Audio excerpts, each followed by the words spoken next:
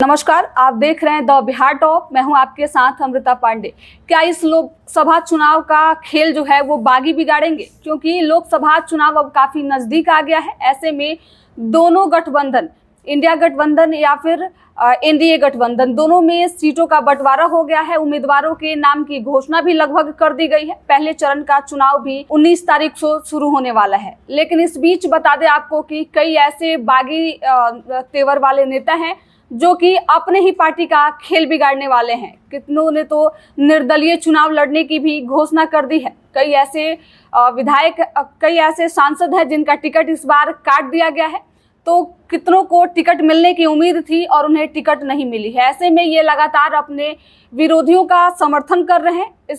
नहीं तो कुछ लोग ऐसे भी हैं जो निर्दलीय चुनाव लड़ने की घोषणा कर चुके हैं। ऐसे में कई सीट ऐसी हैं जहां पे इसकी चर्चा काफी तेज है। इसमें सबसे ज्यादा महत्वपूर्ण पूर्णिया सीट है। यह राजद के हिस्से में गई है, लेकिन जाप का कांग्रेस में विलय करने वाले पप्पू यादव ने इससे समझौते करने से साफ इनकार कर दिया है। बता दें कि वे निर्दलीय मैदान में उतर गए हैं। जदयू की विधायिका छोड़ राजद के टिकट पर ताल ठोक रही बीमा भारती को सहयोगी दल कांग्रेस के पप्पू यादव से मुकाबला करना पड़ रहा है। दिलचस्प बात यह है कि टिकट नहीं मिलने से नाराज राजद नेता व पूर्व केंद्रीय मंत्री देवेंद्र प्रसाद यादव पप्पू यादव का साथ देने की घोषणा कर चुके हैं। इसी तरह नवादा में राजद के श्रवण कुशवाहा को उम्मीदवार बनाया गया है। यहाँ पूर्व विधायक राजबल्लभ यादव के भाई और विधायक विभा देवी के देवर विनोद यादव ने बागी तेवर अपनाते हुए निर्दलीय नामांकन भरा है। विनोद को विधायक विभा देवी के अलावा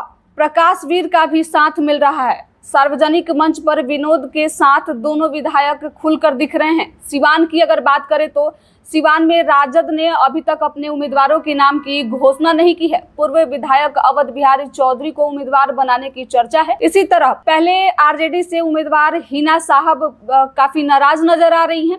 राजद के टिकट पर पिछला चुनाव हिना साहब ने लड़ा था, लेकिन इस बार वो निर्दलीय चुनाव लड़ने के मूड में दिख रही हैं। उन्होंने यहाँ तक कह दिया है कि अगर जरूरत पड़ी तो वो निर्दलीय चुनाव लड़ेंगी। हिना को पप्पू यादव और देवेंद्र प्रसाद यादव का भी समर्थन मिल रहा है। इन्होंने खुद इसकी घोषणा की है।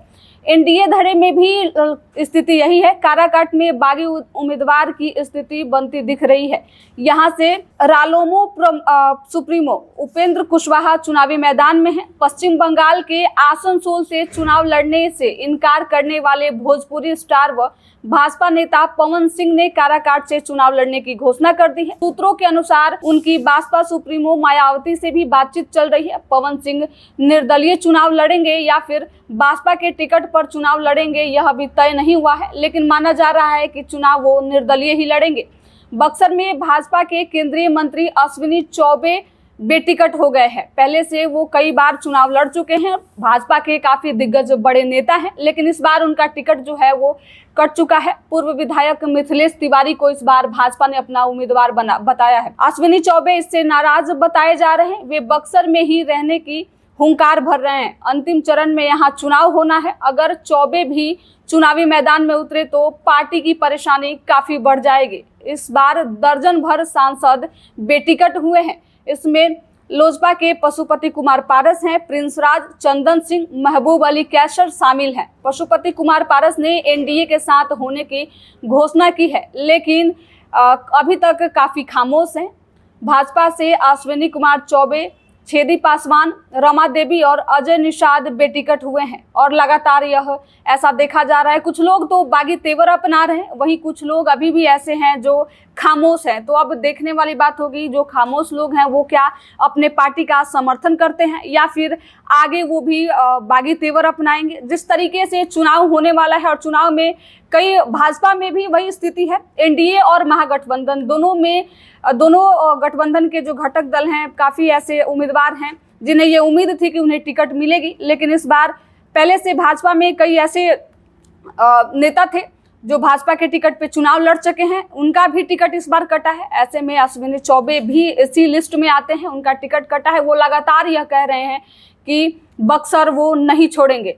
अब देखने वाली बात होगी कि जो बागी लोग हैं वो जिस तरीके से कुछ लोग निर्दलीय चुनाव मैदान में उतर रहे हैं, कुछ लोग अपने अलग पार्टी का समर्थन कर रहे हैं। जो लोग अभी तक खामोश हैं उनकी प्रतिक्रिया आगे क्या आती है यह देखने वाली बात होगी, और बागी लोग जो हैं वो लोकसभा चुनाव में किस तरीके का प्रभाव डाल पाएंगे। तो आपकी क्या प्रतिक्रिया है हमें कमेंट करके जरूर बताएं। फिलहाल इस रिपोर्ट में इतना ही, धन्यवाद।